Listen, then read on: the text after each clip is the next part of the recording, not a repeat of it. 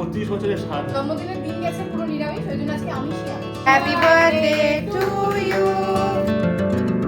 দোকান কখন যাবি? ওদিকে সেই বুড়ো মানুষটা তো দোকানে গিয়ে বসে আছে। তোর জন্মদিন না, এত মানুষকে মানে কালকে তো জাস্ট নরমাল উপর দিয়ে গেছে, আজকে তো আসল ভেতর দিয়ে যাবে। মা অলরেডি রান্না বান্না স্টার্ট করে দিয়েছে। তোর উপর বালিশ চাপা দিয়ে ফ্যান চালাও। ঘর আছে নাকি? আমার কোনো ঘর নেই, আমার হচ্ছে এই ম্যাট্রেসটা হচ্ছে আমার শোয়ার জায়গা। কাল রাত্রিবেলা কে ডেকে নিয়ে এসছে আমাকে? ফ্যানটা কি চালাবে? না, ফ্যানটা চালাবে না, ফ্যান চালালে ব্লগে ভিডিও নেওয়া যায় না। তো ব্লগ বন্ধ করে ফ্যানটা চালাও, গরম লাগছে। মারবো কানের গোড়ায় না এক্ষুনি, কথা বেশি যদি বলেছিস। একটাও টিপ করার ভালো লাগে। আমার টিপ একদম ভালো। চলো ব্রেকফাস্টে কি খাবে? আমি বললাম সেই দিনকে এনেছিলাম জামাই ষষ্ঠীর সোফা যে ডিম পাউরুটি বানিয়েছিলিস ওইটা খাবো। এই দেখ এখন কটা বাজে, দেখ এখন 9:30 বাজে, এখন পর্যন্ত উঠে ডিম পাউরুটি দিতে পারলো না। আমি তো বলিনি আমি ডিম পাউরুটি খাওয়াবো। পিছন দিয়ে কথা বলিস না মুখ দিয়ে কথা বলিস? আমি তো মুখ দিয়ে বলি, তুমি পিছন দিয়ে বলো। এই ফোনটা নিয়ে যা, মা কি করছে দেখা। আমি তো একটু শুয়ে পড়ি, ফ্যানটা চালিয়ে দিয়ে চলে যা। লজ্জা করে না? কে লজ্জা করার কি আছে? চলছে এখন বাড়িতে তোড়জোড়, বুঝছিস? হ্যাঁ। তোমার হয়েছে রান্না বান্না চলছে? বাবা তোমার তো মাছের মাথা দিয়ে ডালও হয়ে গেছে।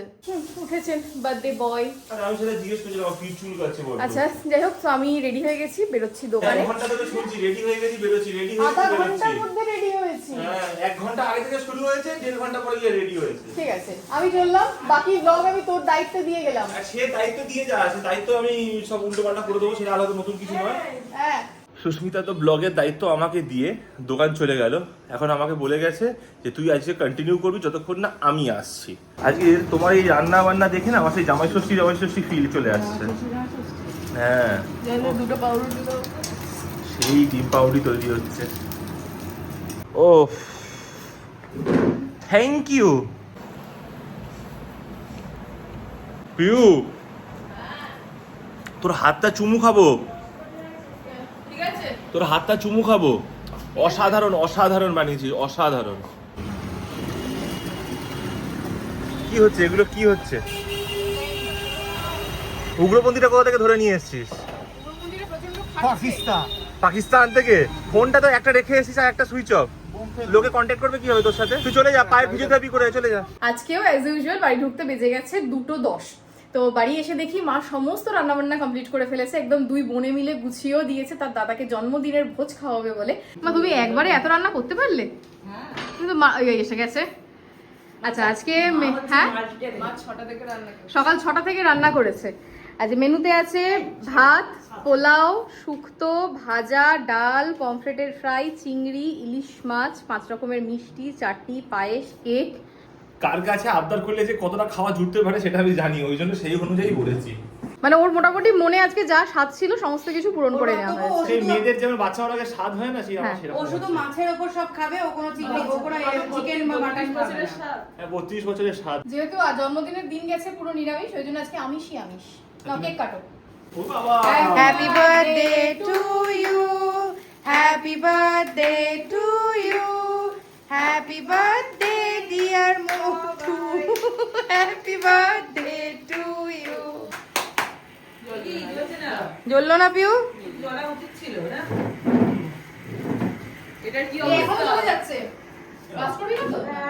তুলে নে না। ওটা এবার তুলে নাও। হ্যাঁ বেশি না বলে না, পুরো মুখ ভর্তি মাখিয়ে দিতেও পারে। লাগবে না। কোথায় করকরে? দেখে করে লাভ নেই, তোমরাও নিয়ে নেবে করকরেটা। আমার নিয়ে নিয়েছিলিস না? আমার তো হাতেই আসেনি, তার আগেই চলে গেছে। দিদি তোরটা কোথায়? সবার পেটে। আমার তো দিনের দিনই চলে গেছে পেটে। আবার সামনে মাথা পেছনে একটা হাত দাও। ও রান্না করেছে, ও তর্স হইতে পারছে না যে কখন দাদা খাবো। আসলে পমফ্রেটটা তো পিউ রান্না করেছে, ওই জন্য রিভিউ নেওয়ার জন্য পাগল হয়ে যাচ্ছে।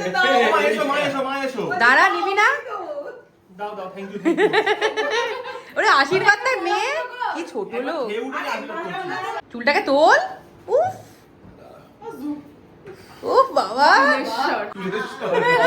চুলকুমার। আমি দিয়ে দিচ্ছি। বাহাতে মালগুলো নিচ্ছি। চলে যাবে তো। তোমাদের এই পুরোনো আমলের নিয়ম, ও বাবা।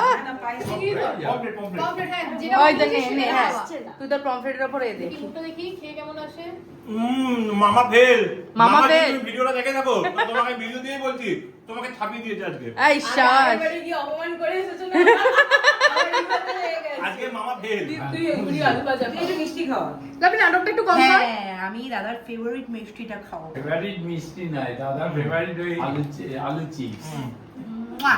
দেবজিৎ ওখানে খেতে বসে গেছে, এবার আমরাও একে একে বসবো খেতে। আমি একটুখানি টেস্ট করেছি, পিউ রান্না মানে বিশেষ করে পমফ্রেট মাছটা জাস্ট অসাধারণ বানিয়েছে। আমি না কোনো এক সময় এই পমফ্রেট মাছটার রেসিপি আমি তোমাদের সাথে শেয়ার করব।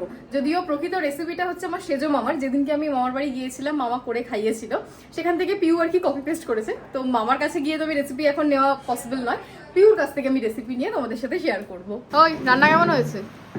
শুক্তো অসাধারণ, ভালো হয়েছে শুক্তো। দারুণ। খাওয়া দাওয়া করে সব শুয়ে পড়েছে। ওই পুরো লাশের মতো পড়ে আছিস রে তুই। তো আমরা ও বাড়ি থেকে চলে এসেছি। আমার আর দেবজিতের আজকে প্ল্যান আছে কোথাও একটু যাওয়ার, বিকেলবেলা মানে সন্ধ্যেবেলা কি ডিনারে যাওয়ার প্ল্যান আমি আছে। ডিসাইড করে নিয়েছি কোথায় যাচ্ছি, কিন্তু এখন করবো না। তো সেখানেই যাবো। হ্যাঁ, ওয়েট করতে হবে, নেক্সট ব্লগটা দেখতে হবে বেসিক্যালি। তো এই ব্লগটা আমি আজকে এখানেই শেষ করে দিচ্ছি।